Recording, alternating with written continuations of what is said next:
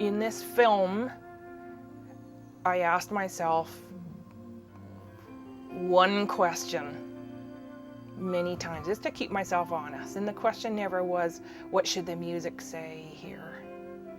But what does the film need? Film music has to be useful. If it runs all over the dialogue, it's useless. Sometimes it has to progress the picture. Sometimes it has to just comment on what's already been said. Sometimes it just has to if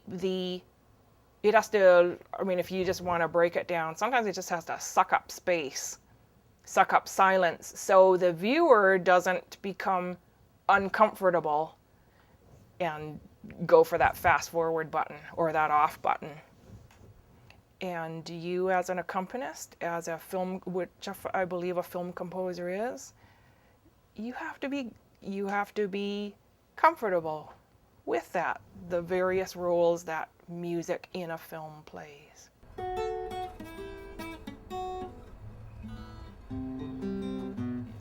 I started off with a little sequencer, which is the epitome of electronic. So it made this little burbling sound. But underneath I played real piano and, put heart and soul into it. You would have laughed seeing me over there, just like, head kicked back, getting all into the feel. But, who knows why you do the things you do when nobody's looking, but that's how it started. I went with how I felt about what he was saying. One thing William said to me in the beginning was, I want the music to have a voice.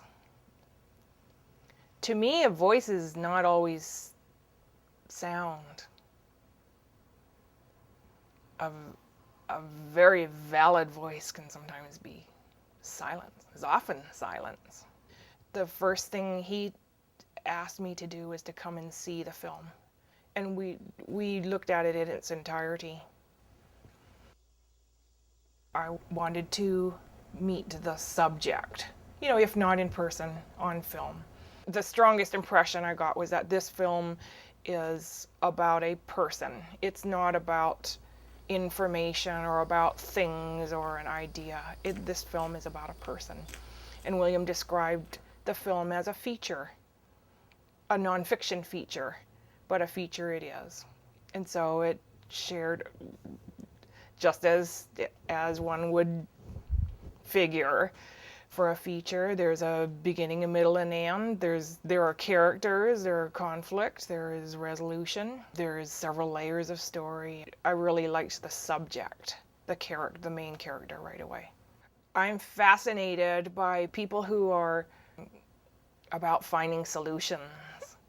And I love that he doesn't make criticisms without offering solutions, proposing solutions. He's not criticizing the way we live or where we find ourselves now. He's certainly human in his description.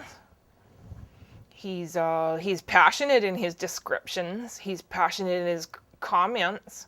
He's equally as passionate in his proposals for solutions, and that really endeared him to me. After I liked him as a person, I liked what he was doing even more. I really liked the little house that he designed using all the aluminum extrusions. Like the idea of raising the air pressure inside the house so that no dust would enter, and floating a hospital off the coast of Africa while you wait for the real hospital to be built. You know what I really, really liked? His explanations were reasonable. 2 farmers sitting in a cornfield could understand them. It wasn't all this mumbo-jumbo techno talk. So this is the kind of form that no vortex or wind can pick up. Try to pick this up with greasy fingers. And that's similar to the wind whirling around it. His solutions were for people, for us, for our humanity. I love that he fixes things. And I love even more that the scale on which he works to fix things. I love the idea that the biggest problems that we have are being addressed by really high quality mind power. I love that. I couldn't help but think all the way through working on this movie that if we addressed people's needs, we gave them plenty, we gave them shelter, food, and I'll take on face value his posit that there is enough for everybody. Where are we going to be after all our physical needs are taken care of? Is that going to erase our pathologies? Is it going to elevate the positive side of our humanity? What is the positive of our humanity? It's a very thin veneer that separates us from the animals. Are we going to be able to expand that veneer for the good, for progress? What is progress? How are we going to define progress? While it had the word future in the title, and the character is concerned with the future, things of the future, ways of the future, problems and solutions for issues of the future. He lives in the here and now, and he is a human. And he was talking about not just the future of one people, but of all peoples. So I thought that the music, or everything that I contributed to the film, which is not always sound, should be of people, of this earth, of where we come from, of our present home. So there were, just because of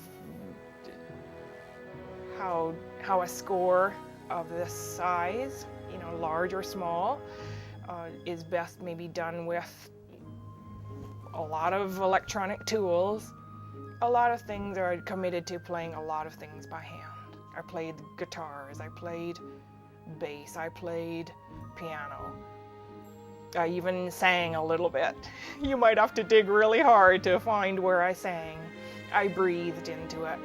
That's not to say that it erased all the contribution of the electronic instruments, but I thought that a human contribution would be valuable. Are there any particular films you want to mention that you're proud to have composed music for? I think I'm proudest now of Future by Design. Run the risk of sounding a little disingenuous, but I really do. I'm proud of the contribution I was able to make to Future by Design. I really, really liked this subject, and that's what differentiated this film from all the others. I really liked the subject.